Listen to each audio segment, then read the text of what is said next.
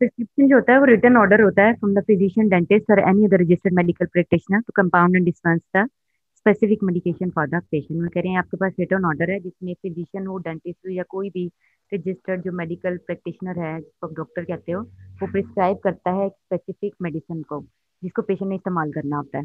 ठीक है। अब वो कह रहे हैं कि इसमें इंस्ट्रक्शंस होती हैं फार्मासिस्ट के लिए जिसने मेडिसिन प्रिपेयर करनी है और कितनी क्वांटिटी प्रिपेयर करके देनी है।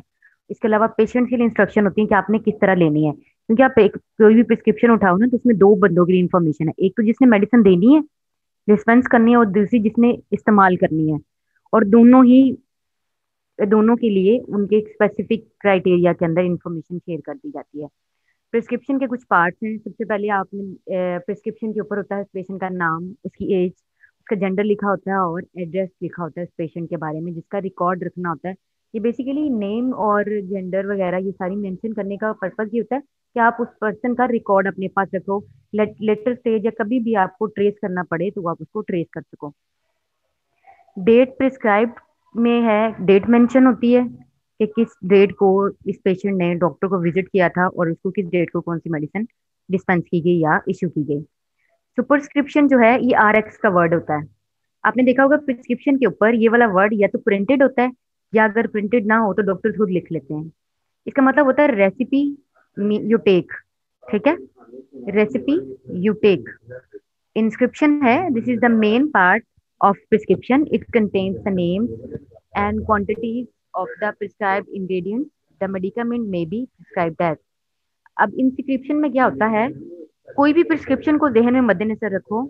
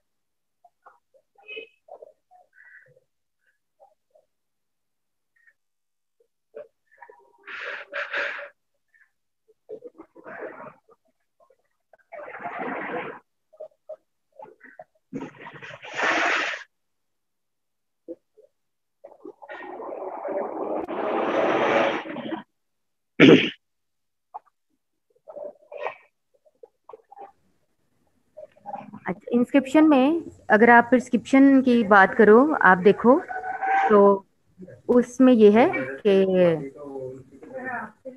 इंस्क्रिप्शन ये है कि आपने मेडिकेशन का नाम लिखा होता है। ठीक है। जा आप कोई भी पर्ची देखो जिस पर डॉक्टर ने प्रिस्क्राइब किया हो, उसमें क्या होता है, मेडिसिन का नाम लिखा होता है। अब वो जो नाम लिखा हुआ है ना और उसकी क्वांटिटी मेंशन होती है, आपने 500 mg लेनी है या 1000 mg, वो इंस्क्रिप्शन मेंशन, उसको हम कहते हैं इंस्क्रिप्शन। जिसमें ऑफिशियल है, प्रोप्राइटरी प्रोडक्ट है या फिर स्पेशल फॉर्मूला है, जैसे कि लोशन या टैबलेट या कैप्सूल या क्रीम मेंशन किया था इन्होंने, इसको हम कह देते हैं इंस्क्रिप्शन। सब्सक्रिप्शन क्या है, उसमें डायरेक्शन होती है फार्मासिस्ट के लिए। फॉर एग्जाम्पल, आपने देखा होगा प्रिस्क्रिप्शन, कोई भी माइंड में अगर कोई याद हो जो आपने देखी हो लास्ट टाइम, इसमें क्या है, RX के वर्ड के नीचे मेडिसिन के नाम लिखे होते हैं, वो नाम वाला एरिया है वो है इंस्क्रिप्शन। अब सब्सक्रिप्शन में मेंशन होता है कि आपने ये मेडिसिन इस पेशेंट को कितने दिन के लिए देनी है और कितनी नंबर ऑफ डोजेज देनी है। फॉर एग्जाम्पल, अगर उस पेशेंट को मेडिसिन आप एक हफ्ते की डिस्पेंस कर रहे हो और आपने मेडिसिन वंस अ डे लेनी है, तो वो वंस अ डे में आपको 7 days की मेडिसिन प्रिस्क्राइब सॉरी डिस्पेंस कर देगा। तो ये सारी कैलकुलेशन जो होती है ये सब्सक्रिप्शन में लिखी होती है। ये बेसिक इंस्ट्रक्शन होती है फार्मासिस्ट के लिए कि आपने इस पेशेंट को जो मेडिसिन 1 महीने की देनी है, 1 हफ्ते की ये देनी है या 1 दिन की देनी है। उसके बाद आ जाता है सिग्नेचरा। इसको हम सिग के वर्ड से भी याद रखते हैं। इसमें बेसिकली पेशेंट की इंफॉर्मेशन है। आपको अगर थोड़ा सा जहन पे जोर डाल लो तो प्रिस्क्रिप्शन के ऊपर 1+1+1 या 1+1 लिखा होता है या 1 लिखा होता है। इसका मतलब ये होता है 1+1+1 का मतलब यह है कि पेशेंट ने दिन में 3 दफा लेनी है, नाश्ते में, दोपहर में और रात को। अगर 2 दफा लिखा है तो इट मीन्स मॉर्निंग और इवनिंग में लेनी है। 1 दफा लिखा हुआ है तो इट मीन्स वो एट वंस लेगा। ठीक है। तो वो बेसिकली इंफॉर्मेशन और टाइम वगैरह, टाइम पर मेंशन नहीं होता। उसका मतलब ये होता है अगर तीन के टाइम पे आप पूरे 24 आवर को 3 डिवाइड करोगे और हर उस टाइम के वक्त से आपने मेडिसिन एडमिनिस्टर करनी है। अगर 2 टाइम की है तो आप उसको हर 12 घंटे के बाद एडमिनिस्टर करोगे। रिफिल स्टेटस क्या होता है? रिफिल स्टेटस में होता है, आपने देखा होगा सिम्टम हम दोबारा मेडिसिन ले लेते हैं, डॉक्टर कह देता है कि आपने ये अभी 1 वीक की मेडिसिन ले जाए और दोबारा इसी प्रिस्क्रिप्शन को दिखाकर 1 वीक की लेकर बाद में चेकअप के लिए आना। तो उसको अगर आप उसी प्रिस्क्रिप्शन को दिखाकर दोबारा मेडिसिन ले लेते हो तो इट मीन्स उस पर रीफिल स्टेटस मेंशन किया गया है। अगर रीफिल स्टेटस मेंशन होगा तो आप कहीं भी मेडिसिन टाइम दोबारा रीफिल करा सकते हो। और अगर इस पर मेंशन नहीं है तो आपको दोबारा प्रिस्क्रिप्शन लेनी होगी। ये रीफिल स्टेटस का बेसिकली जो होता है ना, ये हमारी जो नॉर्कोटिक्स मेडिसिन होती हैं उसके लिए हम इसको करते हैं, एंटीसाइकोटिक, कि इनको जब तक रीफिल स्टेटस मेंशन ना हो आप इशू नहीं करवा सकते। और लास्ट पे प्रिस्क्राइबर का नाम और उसका एड्रेस और उसके सिग्नेचर वगैरह मेंशन होते हैं। जैसे ये प्रिस्क्रिप्शन लिखो ना, ये पेशेंट का नाम, उसके जेंडर, उसकी एज और उसका एड्रेस वगैरह मेंशन।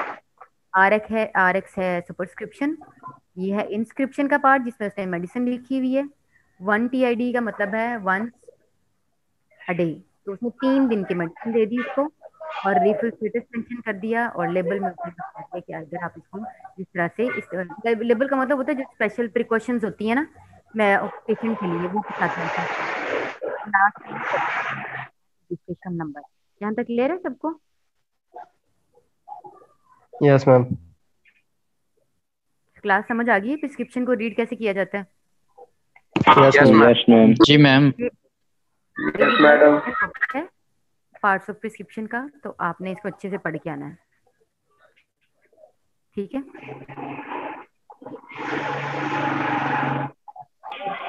Okay ma'am.